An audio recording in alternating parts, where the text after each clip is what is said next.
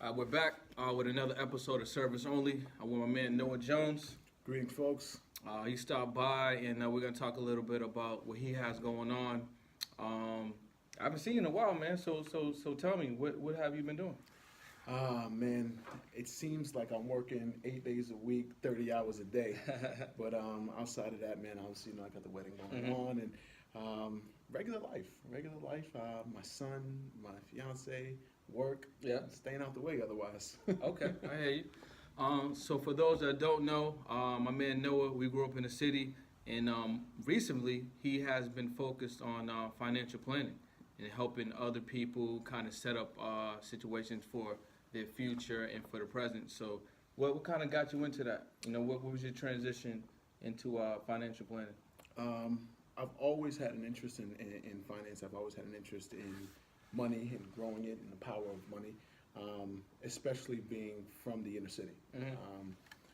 Being originally from Brooklyn, growing up in Roxbury, then having such a culture shock or a culture change going to Weymouth High, Okay. where it was predominantly white. Yeah. And you're able to see some of the differences between what we do as urban folks and black people and minorities. And then you see some of the subtle differences. And, so a lot of the narratives have always been that our counterparts have had, a multitude of resources or Yeah. they come from a lot of money. And that's not always necessarily the case.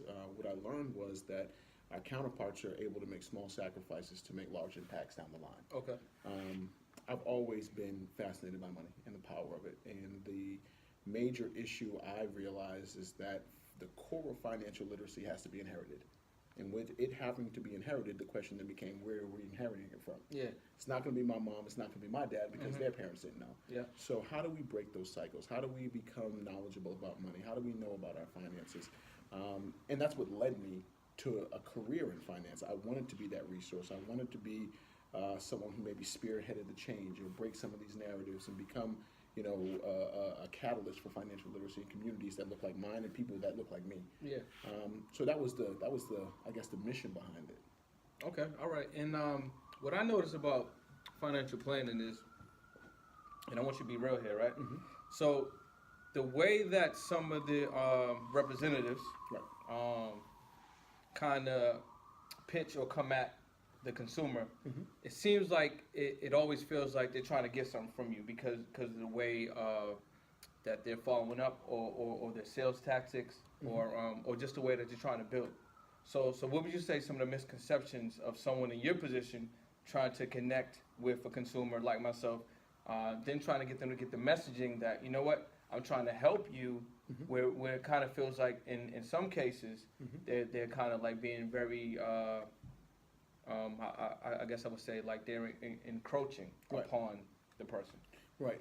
because people's defenses are already up. You know what I mean? Well, I mean, everybody's natural objections to salesmanship are innate. When you walk into Best Buy and the young guy comes up to you and says, "Hey, can I help you?" Your natural response is, "No, I'm all set." Everyone's always all set until they're not. Yep. So the question then becomes, how do you conceptualize the fact that every single person who's a professional sells something? Whether it be a service, whether it be a skill, whether it be a product, whether it be a talent, everyone is in sales. Yeah. A doctor sells his services. Everyone sells something. The difference is, especially in a role like mine, you have to be able to parallel the service with the salesmanship. Got it. I don't believe in selling things. I believe in my role, you have to pivot the interaction where you're servicing the client, so then it becomes someone buying something from you, as opposed to you selling something. When I do a comprehensive portfolio review for a client, I'm not selling them anything. I'm going over what they have in place. I'm listening to where they are currently, hearing where they'd like to be, and then my job as the advisor is to bridge that gap. Now, bridging that gap, we go over your portfolio, we see where your money is, we see where we want it to be, and then I'll ask you, do you see what I see? So at that point, we'll understand that we have a need for some planning. I'm not selling you anything. I'm letting you know that you reach out to me, you want help with your finances, here's what I'm suggesting. What makes the most sense for you? Got it. People are naturally averse to sales. So you have to understand that when working in whatever it is that you do. The minute you become a salesperson and not a person of service, you're going to create that conflict. You're going to create those discrepancies in what your motive is. Because if your motive is genuinely to help somebody, it'll never seem like salesmanship anyway. Yeah, for sure. You know what I Definitely, mean? When you're passionate about what you do and you care about what you do, it'll never come off as salesmanship. And it's unfortunate that salesmen have such a sleazy reputation or a negative connotation, but people just have to be mindful that everyone sells something. You know what I mean? And then, your job in terms of actually conducting that sale is to make sure that you care about the person or care about what you're doing more than you care about the actual sale. Got it. So if you're an individual who is a little older, let's say you're in the early 40s, Right. you have not set up anything for your future, what would you advise someone like that? It's always difficult to kind of speak in terms of like a cocktail or an exact formula, because my line of work, I can have 10 people who are the same age and who make the same amount of money, but their financial plan is going to look totally different. My process is a little more refined than most people are accustomed to when speaking about their finances. I don't believe in just saying, okay, you're this old, you make this much, you should do X, Y, and Z, because all of my clients who are this old who make that much do X, Y, and Z. Let's figure out who you are. Let's figure out what's important to you. Let's figure out what you have going on in your family. Let's figure out where you want to be before I begin making recommendations. I relate it to, malpractice with a doctor. If you and I both walk into a doctor's office, we both cough, and the doctor says, take Robitussin, you've got a cold, I've got cancer, someone goes to jail. You know what I mean? You have to take the time, and again, this stems back to making it more about the service than just the salesmanship. Yeah. You have to take your time, figure out what's important to that client, because again, I have clients who are the exact same age, who make ballpark same amount of money, and they're on two totally different paths. When it comes to finance, especially now, there's a million different roads to get to the same place. Got it. You have to find which road is appropriate for the client that you're making those recommendations for. Understand. So someone in their 40s who's done absolutely no planning, I would most certainly encourage them to get on the horse. You know what I mean? I share statistics all the time, and I share numbers all the time that affect millennials, that affect people that look like me, that affect minorities. And recent statistics show that 46% of millennials have no money saved for retirement. I mean, $0. So it's important that people become proactive about it. Yeah. And kind of using that to segue into, people have to realize that in every other facet of their lives, they consult specialists, they consult professionals. If you woke up with a toothache, that's true. If you woke up with a toothache, you're not going to say, let me just ride this thing out. Let me just figure it out. No, you're going to go solicit a dentist. If you woke up and you started your car and it's making a noise you've never heard before, you then find a mechanic. Yeah, and that's something people get right on. Right, Yeah, absolutely. you get right on. But when it comes to finances, we have all of these, I guess, patchwork ideas where we can say, oh, I'll talk to so-and-so about it. So-and-so a professional? No, so why are you speaking to them? You wouldn't speak to that person about fixing your car if they're not a mechanic. It's the same ideologies that we have to employ when it comes to a very important part of our life, and that's our money. So I encourage everyone to sit down with a professional, sit down with an advisor, sit down with someone who can kind of give them some direction in terms of their money, because if not, we'll end up having a generation and a culture of people who are doing, I guess, empty financial planning. A big conversation I have all the time is, what are you doing for retirement? And you get the standard answer, oh, I've got a 401k. And unfortunately, 401ks have become, I guess, safety blankets for a lot of people, where my follow-up question to that is always, well, how's it work? And 99% of people have no clue. Yeah. So then you position the conversation saying, wait a minute, you're giving an annual percentage of your salary to a company that you know nothing about, that's doing something with your money you have no clue about. And then if you even keep that in context or bring it out of context and say, well, if I came up to you and said, hey, give me 8% of your salary, I won't tell you where it's going or what it's doing, you would probably tell me to get out of your face. Yeah, indeed. But the converse is you're doing that every single pay period. Yeah. The biggest part about finance for me is the education portion. So my process works where, unless you can explain to me what we're doing, and I'm teaching you along the way, unless you can explain to me what we're doing, then we won't do it yet. It's important for me not only that my clients are, well taken care of, and they're making money, and they're doing well, and they're growing. It's equally important for them to understand what we're doing. To break those gaps in what I mentioned prior about, the lapses in financial literacy, or the ignorance of financial literacy, you have to make sure that you're educating people along the way. The biggest testament to my work and my practice is not that my clients can say, oh, my advisor does a great job, my retirement's doing great. I would like, when someone asks one of my clients what they're doing for retirement, I love them to be able to say, I'm doing this because of this, I'm doing that to supplement this, I'm doing this for tax efficiency, we're using this piece to diversify, and actually get it. Yeah, for sure. people understand everything but their money. And it's crazy to me because we all need it. You know, you can say whatever you like about money. It may be the root to all evil, it may be all of these things, but it is absolutely necessary. And it's absolutely necessary to understand the power of it. Yeah, indeed. So, while in business, what would you say, from your position, is like some hurdles that you kind of came across? Hurdles. I guess my direct focus, like I mentioned prior, is working with inner city communities. It's working with people who I guess have been marginalized or unequally represented in terms of the financial world. Having conversations with people about their money. You know, what I've learned about their, our counterparts, what I've learned about people who are, not just our counterparts, but people who are successful. They have very open, very candid, full disclosure regarding their finances. When I'm in my office and I'm around really successful people, and these people are multimillionaires, and these people are making money, and these people understand money, the conversation is always about money. It's always about their money. It's full disclosure, fully transparent, and it's never a matter of, it's never a matter of bragging. It's more so holding their peers accountable. If you're my friend and I'm doing well and I'm not teaching you how to do well, then I'm not really your friend. Yeah, indeed. You know what I mean? Yeah. We've created these taboos and these boundaries that don't afford us the opportunity to speak openly about our money. I mean, a dream of mine is I want to walk into my barbershop and people be talking about establishing brokerage accounts. People start talking about IPOs. People start talking about the things that actually matter, as opposed to the usual rhetoric, LeBron versus Kobe. Nothing wrong with that, but we have to bring it back to the economics. We're in a very special time where I believe classism either supersedes or parallels with racism. So even in that respect, being a black man in the financial sector, it is critical that we get back to the economics, because no matter how we want to play it, black, brown, and white are all paralleled or even superseded by green. You have to understand the economic landscape of things before anything else.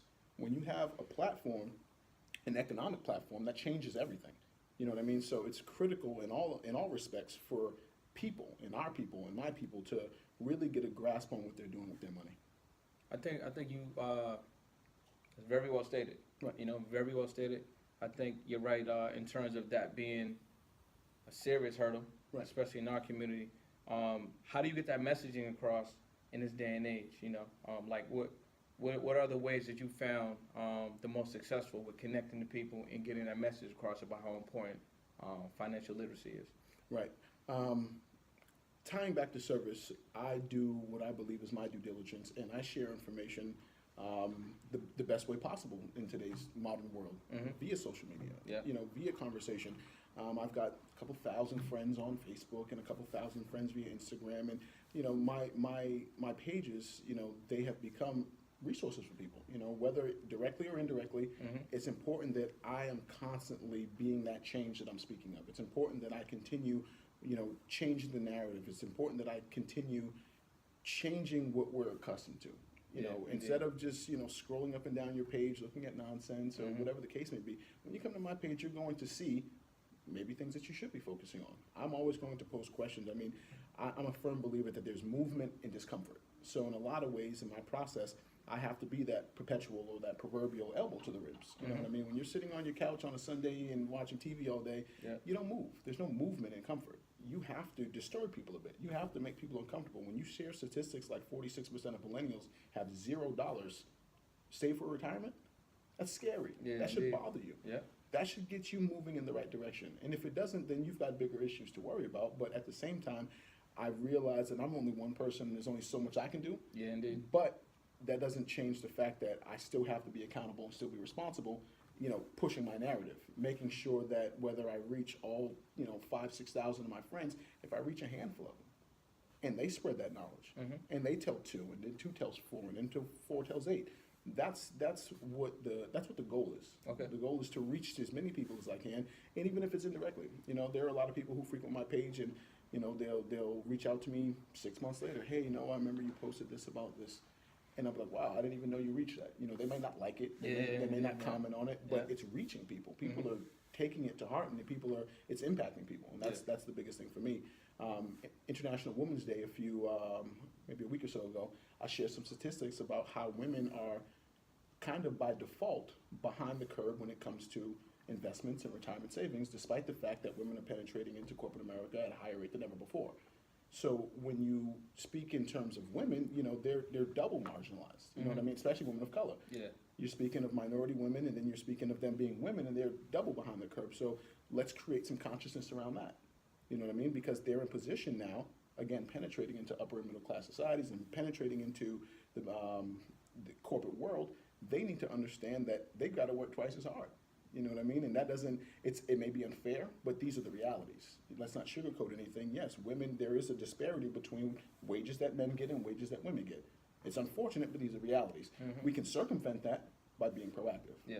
So it always boils down to individual responsibility for me. And how do people make an impact? So you're getting your messaging out there. Someone's seeing it for the first time, Right. or maybe even some of these viewers seeing it for the first time. Right. How do we get people to react now? How do we get them to take the first step? What is that first step for someone? That first step is always to be honest with yourself. You know what I mean? You have to look at your situation and say, okay, is this where I want to be? Am I doing the right things? Have I consulted with a professional? Do I know where I'm going? Everyone wants to be somewhere. Everyone wants to make money. Yeah. Everyone, it sounds really good to say, oh, I want to work smart, not hard. I want my money to work for me. But what are we doing to actually implement that? Talk is cheap. Yeah, Talk is the indeed, cheapest thing ever. It boils down to what I kind of ended the last piece on, individual responsibility. You know what I mean? You know that you may have a need for a professional when it comes to your financial life. You have to seek that out. And of course, the natural, objection to that is, oh, I can't afford a financial advisor. I can't afford that. And the appropriate response to that is, you can't not afford it. You can go ahead and making, your investments, and you can elect the funds, and you can do all these things that you don't know how to do, and you can do that for the next 30 or 40 years, and you end up with a retirement plan that's going to be inadequate. So what is it really worth? Yeah. Yes, you might have to pay a professional, but you don't complain when you have to pay the mechanic whatever it costs to fix the car. Indeed. You don't complain whatever your copay is to get that root canal if you need it. And I go back to those things because those are immediate. Yeah, You know what I mean? You wake up with a toothache, there's You're no gonna take question. action on that. Yeah. There's no question. Yeah. You know what I mean? I don't know anyone tough enough to survive a toothache for too long. You know what I mean? If your car's not running, you've got to get to work. You might have children. You have responsibilities. People need to correlate the same sense of urgency to their coins. You know what I mean? And as much as I want to say everyone should be doing it or there's a recipe to do it, no, the first step in doing that is wanting to. Yeah. You have to want to be able to, strengthen your portfolio. You have to want to understand your money. You have to want to grow your money. You have to want to make those advancements before anyone can help you. Yeah. You know I what think mean? that's a really good point, man. It's the timeless cliche of bringing the horse to the water, but you can't make it drink. You know what I mean? I want people to get to the water and drink. Yeah, indeed. So the topic was on what? It was on the disparity between white wealth and black wealth. Absolutely. And then, Absolutely. what's your take on that? I shared an article on my business page where CNN Money was estimating that it'll take hundreds of years for blacks to catch whites, I guess, in the economic disparity between the two, if ever. Knowing that, with that being open knowledge, with that being on CNN, with that being via Forbes, knowing that that information is readily available to all of us and it doesn't light a fire in you, that frustrates me. You know what I mean? When I read statistics like that, I don't get upset with white people. Yeah. It's not their fault. I get upset with us. If you look at what we do with money, if you look at, the numbers in terms of retail that we spend, the biggest part of my job isn't necessarily finding extra money or having people spend more money. It's merely just reallocating money. Everyone's got money. Yeah. Whether you work, part-time or whether you work and make minimum wage, you have money coming in. The difference becomes, what are you doing with the money when you make it? Is it going to, high fashion? Is it going to sneakers? Is it going to all the things that just these tangible material goods? Or are you actually thinking, wealth? Are you actually thinking growing your money? Are you actually thinking investments? And the fact that we don't do that is why we have such large discrepancies. What's the first step to starting that though? Like you have this huge gap. Right. Let's say black hair, white, or whatever. What are the pillars to now moving in a direction where we can start making those close that gap? Like any other problem, you have to acknowledge the problem. The average black person, I would argue, doesn't even know these statistics are this bad. They don't know the discrepancies are that wide. It has to be a matter of accountability mixed with individual responsibility. You have to look at that, and me as a black man, and me as a black man in the financial sector, I look at that again, and I'm upset. You know, I'm encouraged. I'm motivated. I want to change that. I want to share this message with people. Again, this has to be the conversation. You know, we need to change the narrative, and it starts with everyone being accountable, and it starts with everyone being responsible, so that when you are speaking to other people, when you are in your focus groups, when you are in your study groups, when you are at your networking groups, this needs to be a topic of discussion. We shouldn't be tiptoeing around this. We shouldn't be avoiding this. This is the elephant in the room. And the elephant in the room is making a lot of noise, and we're acting like it's not there. Yeah, indeed. We're turning a blind eye, we're turning a blind ear to it, and it's not going anywhere. It's only going to get worse. And the question then becomes, again, with the core financial literacy being inherited, if we're not breaking those chains, if we're not breaking that narrative, if we're not changing these things, what happens to our children? Do they fall into the same cycle? Yeah, indeed. And they live like us, you know, contributing to a 401k, 2%, and not knowing how to use it or how to diversify? It won't change until we change it. So literally, I mean, I would say based on what you're saying, it starts inside. Absolutely. It starts from the home. Absolutely. It starts from your mom and from your dad. Absolutely. Or if there is no mom or dad, maybe your older brother. Right. Maybe it's you. Maybe Right. you're the one that's sharing it to your mom, Right. to your dad, to your older brother, And to your friends. oftentimes that will be the case. Most of my millennial clients who are of, you know, people of color, or if they are minorities, it starts with them. They're the first person in their bloodline or in their family or in their generation through their family to sit down with an advisor and begin understanding money. And the biggest issue that comes along with that is we have these parents who didn't know any better. They were ignorant to financial literacy, maybe not totally a fault of their own. And we have, you know, us young people who are getting into real estate, getting into finance, you know, getting into corporate America, and we do all this financial planning, and then boom, your mom's retirement is shot. And now she's retired and she's got no money. You just inherited another child. You just inherited Yeah, another indeed. 70-year-old child because Yeah. you're not going to let your mom fall by the wayside. You're not going to let your mom be homeless. Did you plan for that? Do you know what it's like having a 70-year-old child for the next 10, 15, 20 years because her retirement was no good? Do you know what it looks like if your mom doesn't have any life insurance and she passes and you're 35 and you need 20 grand? The average American doesn't have 20 grand to toss out tomorrow. if need be. So again, it's kind of like if you're in that situation, or even if you're watching this, and it's resonating with you, Right. what does that person do to start making those steps? So like, if I'm 35, if I have a mom who's 70, who just retired or she just got sick, that nut just fell in my lap. Right. You know, what do I do? How do I make the first steps? I You know? mean, we have these wonderful resources that almost everyone has, and they're called smartphones. You know, we do everything in the world with them. We look at Instagram, we go on Snapchat, we go on this, we go on that. We know everything that's going on in social media world, but we don't use the phone for its true capabilities. Just as simply as you Google what was the score of the Rockets game last night, you can Google financial advisors in my area. You can Google financial seminars going in the area. I'm doing a symposium tomorrow for the Urban League of Eastern Massachusetts, and this is my 4th one, and they're free. And if you saw the amount of attendance we had, you would think that we were charging people. Totally free, right in the heart of Roxbury. 11 o'clock tomorrow morning. There should be 5,000 people there. There'll probably be 50. We're not using our resources to change anything. And again, it falls on us. It's no one's fault. You know, we have these narratives in our communities where it's the white man's fault or it's this person's fault. Or it's not about fault. I mean, if you got to point the finger at anyone, it's got to be you first. What did you do to stop that? What did you do to learn more about that? What did you learn to change that? What are you doing?